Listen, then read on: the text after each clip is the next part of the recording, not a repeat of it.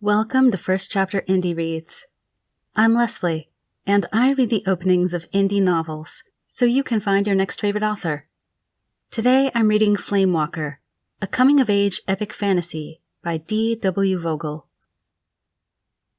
Chapter 1. Immolation Day dawned gray and cold over Sage Mountain. Khalira shivered and pulled her patched cloak tighter around her shoulders. She scuffed a worn boot in the dirt, digging a small trench in the dust at her feet. 30 pairs of eyes bored into her as the younger girls sitting in a circle on the hard ground fidgeted, trying not to be noticed. A dark-eyed healer walked slowly around the yard. Her words carried over the dusty ground. Today, we celebrate our goddess. Today, we celebrate our womanhood. Today, the fire will choose. 3 girls walked the flames today. When the cramping of her first monthly bleed had pained her last winter, Khalira knew this day would be her turn to submit to the immolation. 7 years in the orphan's home. She had witnessed this ceremony in spring and fall, when the 3 Flamewalkers arrived in their white carriage to claim girls chosen by the fire. Khalira knew the healer's words by heart, but this time, as never before, they lay heavy in her stomach. Who will be chosen? Who will be scarred? Who will receive the pain and the power? From the goddess's will we shall burn, and from her mercy we shall not be burned. Every girl in the circle responded with the sign of the goddess, raising their left hands and kissing the 4th finger. The old Firemaiden perched on a small stool in the middle of the circle of girls. Her gnarled hands displayed the pale scars that announced her power, tracings of flat white curling up her forearms. Sharp eyes pierced the younger girls, who dropped their eyes to avoid her gaze. Khalira stood on the inside of the circle with her friends Leah and Sue. Her fingers fussed with the edge of her cloak where the wooden fastener was starting to come loose. "Cut it out, Kali," Leah hissed. "They're looking at us." "Sorry." She swallowed hard and forced her hands to be still. The few bites of wheat porridge she had managed to swallow this morning twisted in her stomach.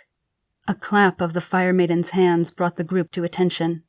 The old woman chanted low and raised her bony arms. Sparks crackled from her fingertips. A wall of fire rose out of the ground before her. A sheet of flame that flickered blue and gold. The smooth stones of the chapel appeared to dance in their mortar, reflecting a feverish glow onto the old woman's face. Khalira and her friends squinted and shielded their eyes from the blaze. The healer paced around the outside of the circle, speaking the words of the ceremony, the same every season. "We offer our lives and our lineage to the power. We give you, our daughters, into the fire." She looked at the girl standing on Khalira's left. "I call upon our daughter Sue to enter the flames and offer her life." Nobody expected Sue to be chosen. She was born at the orphanage and had never left its grounds. Sue's mother died giving birth to her, and girls whispered that she took a bit of Sue's soul with her to paradise. The simple girl walked to the middle of the circle.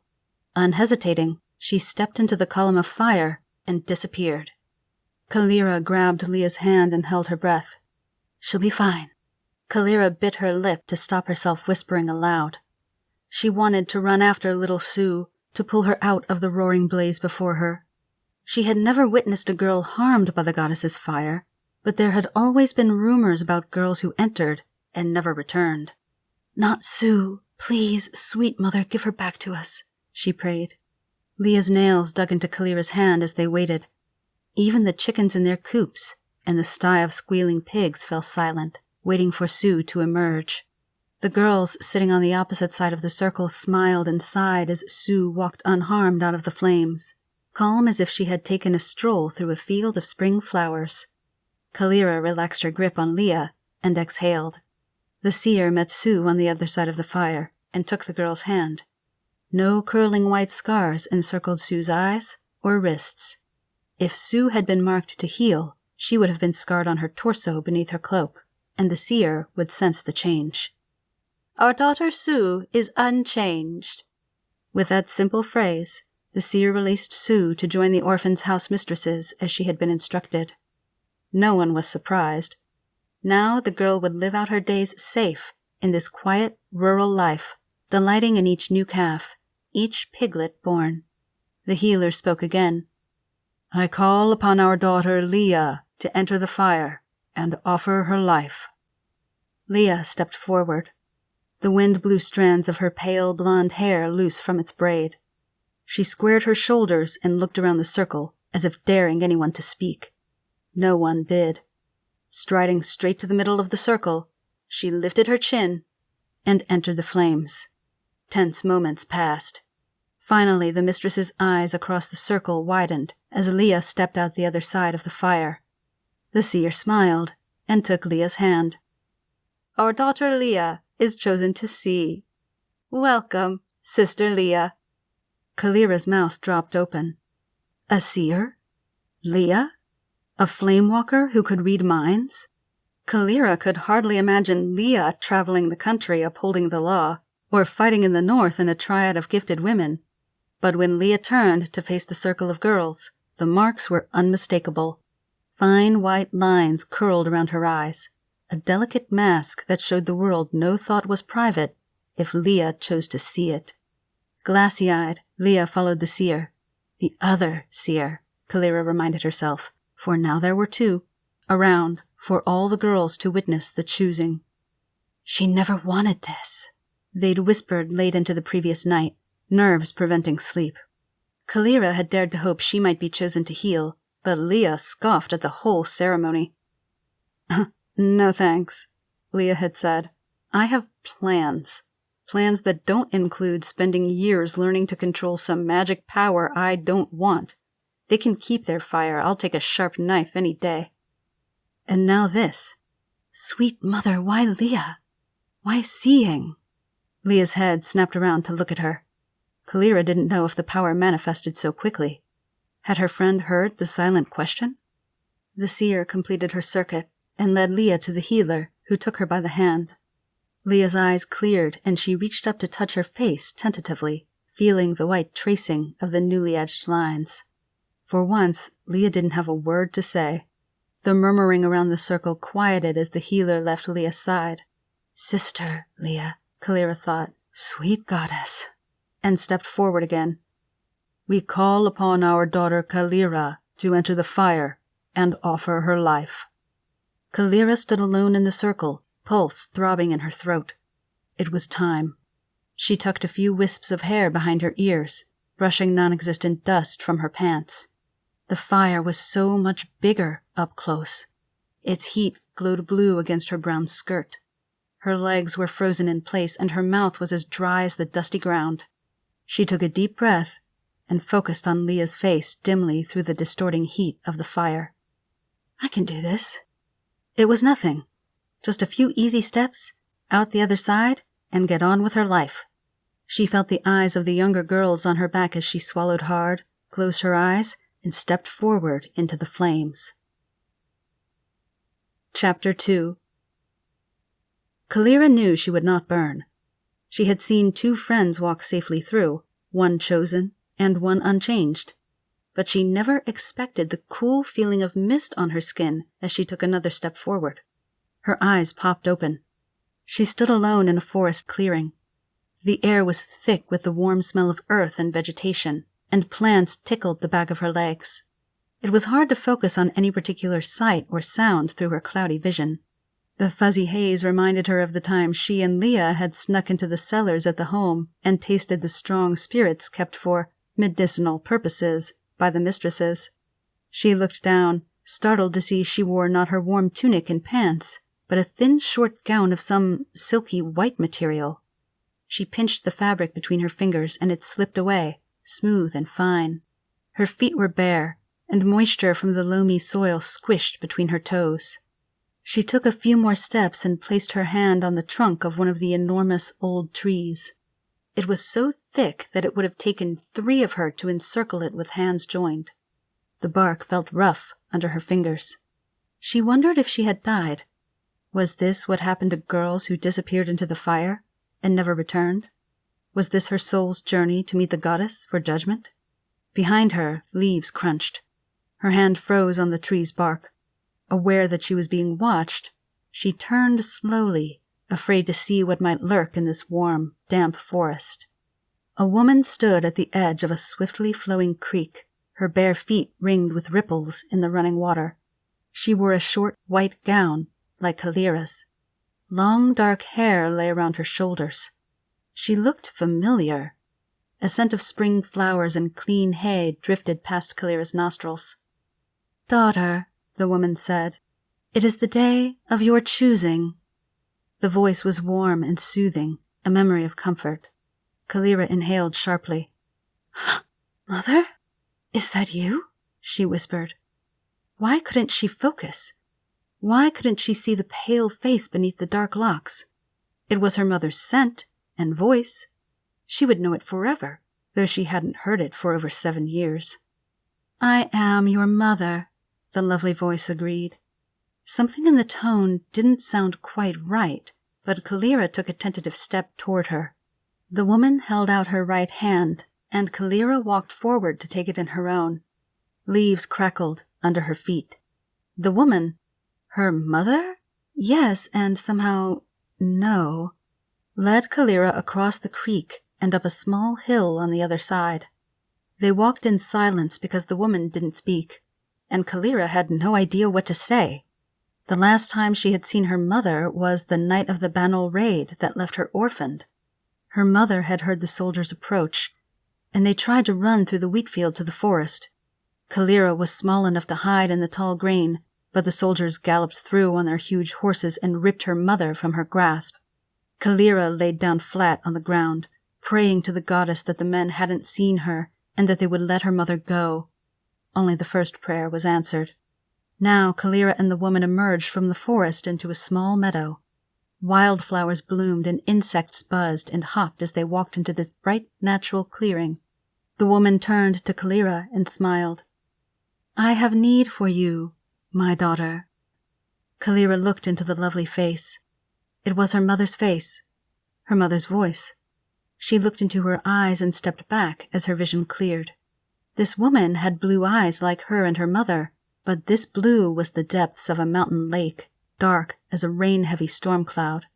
There was no white, no black pupil, only fathomless, blue void. Khalira kissed the fourth finger of her left hand and dropped to her knees, pressing her hands to the ground in front of her. "My lady," the goddess's hands touched her shoulders. "Rise, my child. You are my daughter, and I am your mother. Did I not say it was so?" Khalira peeked up at the smile in the goddess's voice. She looked so much like her real mother when she smiled. What need, my lady?" The goddess's smile faded, and sadness stole across her features. "I have need of one to serve me, one to accept my pain and my power." Khalira recognized the words from the choosing ceremony. Was she being chosen as a Flamewalker? Did all sisters meet the goddess in the fire? The goddess read her mind. "Your sisters do not all meet me at the time of their choosing.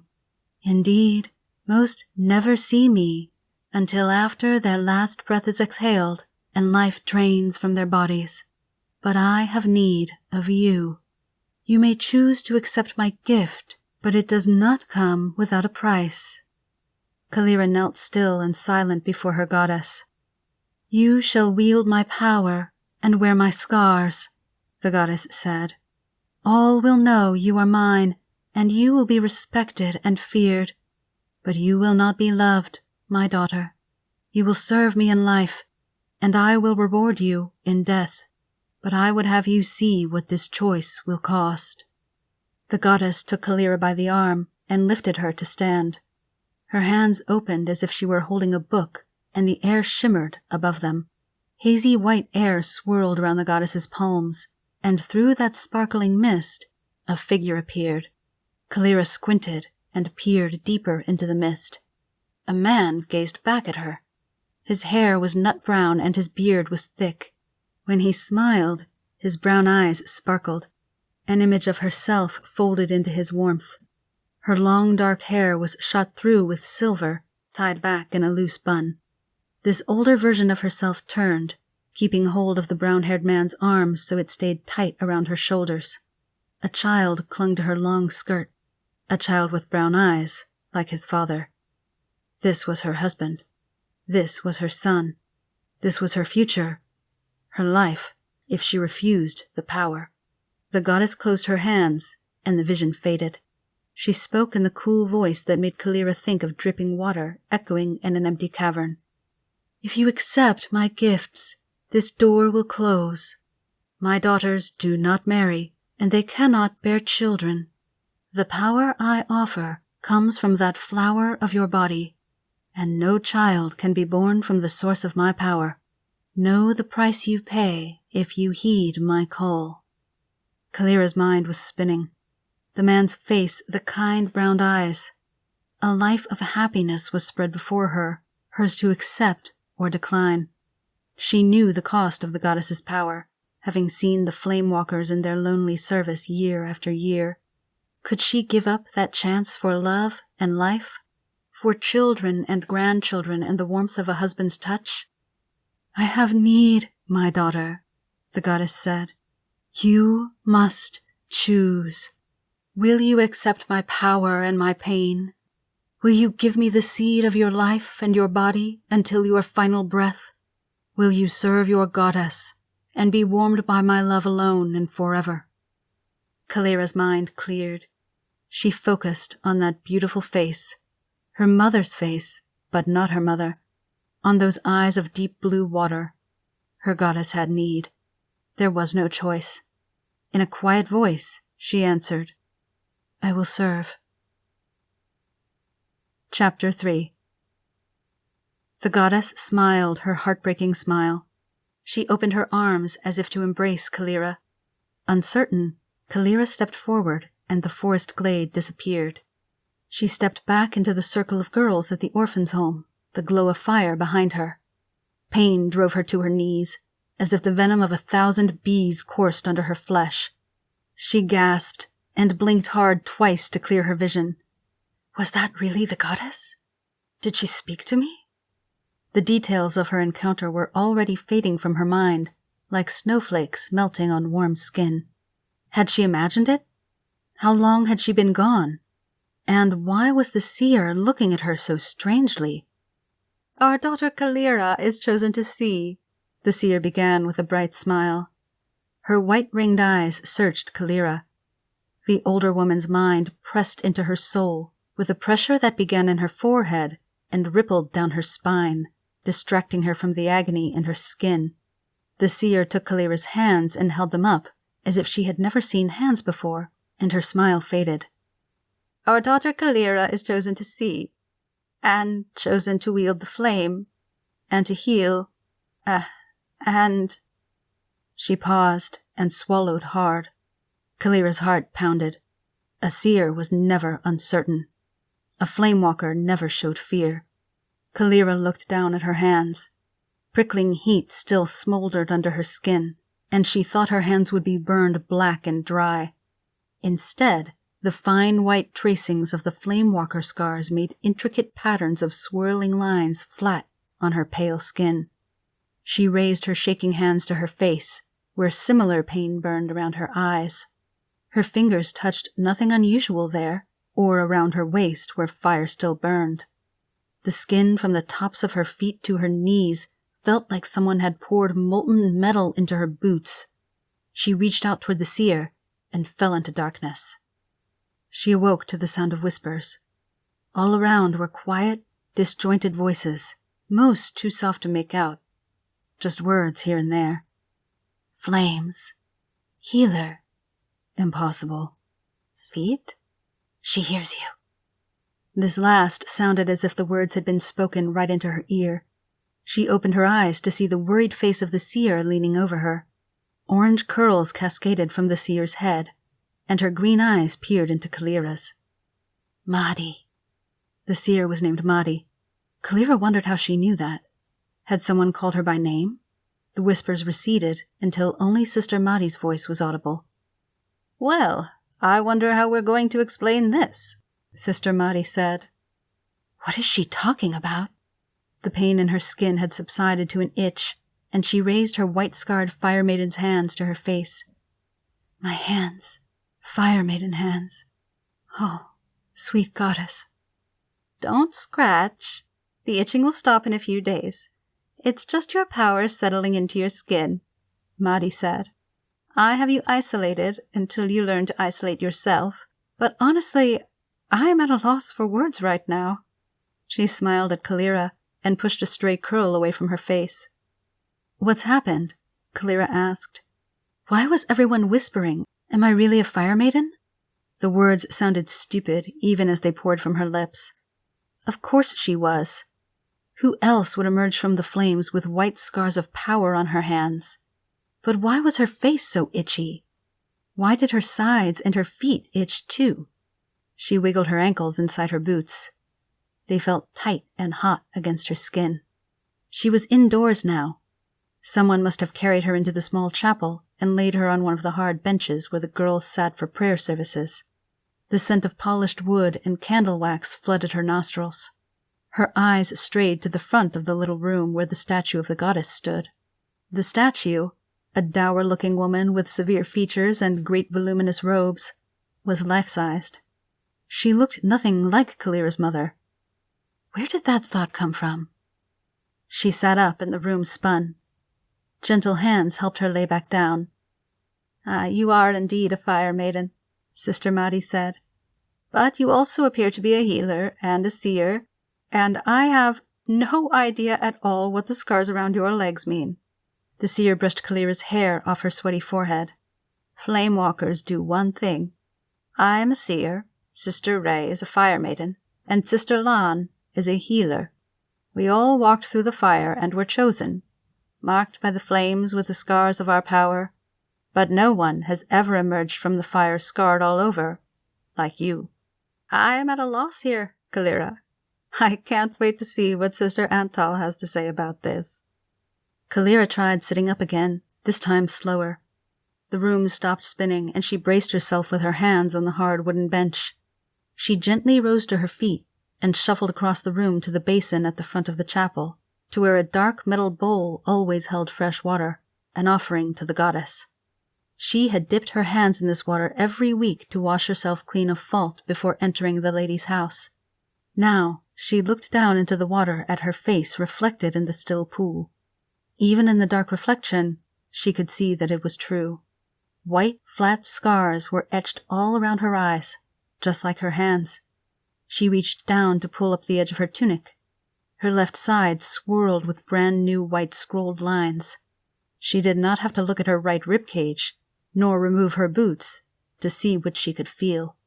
The seer's gift had shown her. The goddess's power marked her like no other Flamewalker before her. How did this happen? What does it mean? Her voice sounded shrill and plaintive.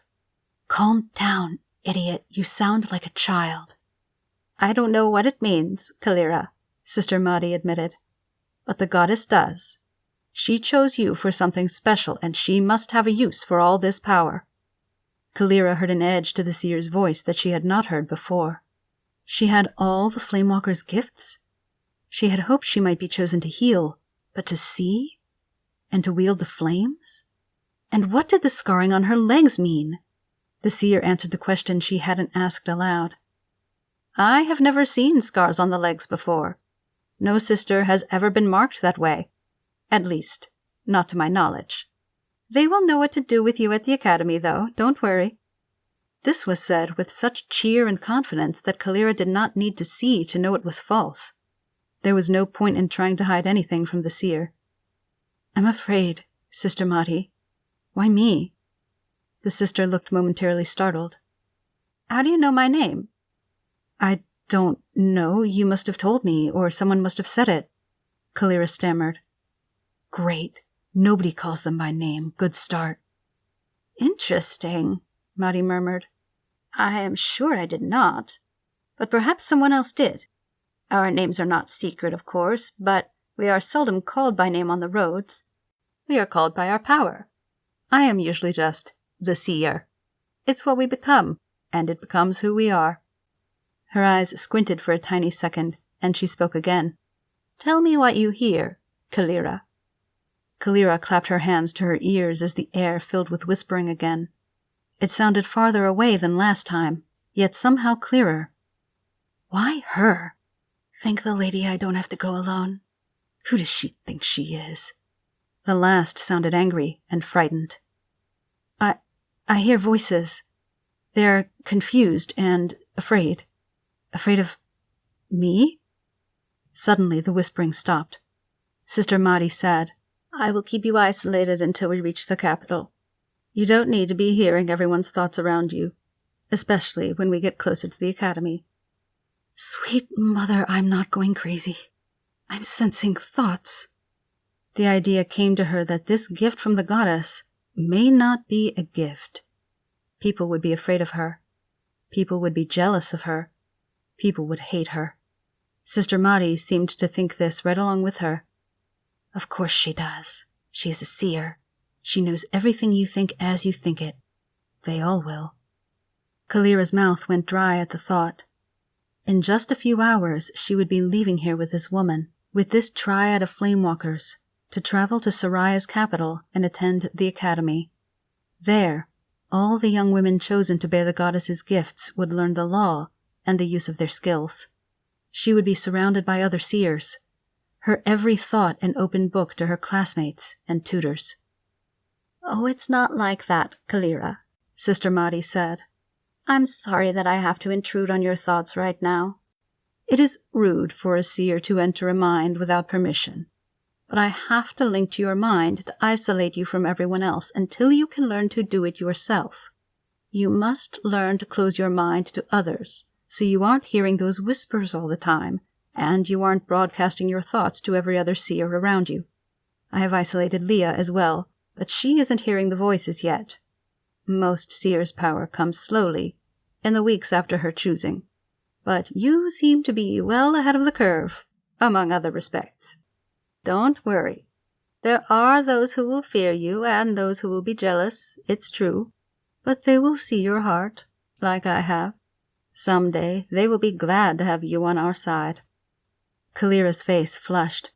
She had been so worried about her own choosing, about the strangeness of the markings, and her own fears, that she had forgotten all about Leah. They would travel to the academy and study together. She wondered ruefully if the academy was ready for Leah. Maddie beamed at her. "Leah will be fine." She took Khalira by the arm and gently guided her out of the chapel doors into the late morning sunlight. "I wonder if the academy is ready for you." And that's where we'll leave Flamewalker by D.W. Vogel. If you are hooked and you'd like to read more, you'll find a link to purchase the novel in the description below. Here's a quick summary for you. Women rule in Soraya. Gifted with the goddess's magic, those women chosen as Flamewalkers wear her scars and wield her power. Seer, healer, or Firemaiden, each must master a newfound skill and take her place in the country's service. When Khalira emerges from the ceremonial flames marked with all 3 flamethrower powers, even her own kind shrink away in fear.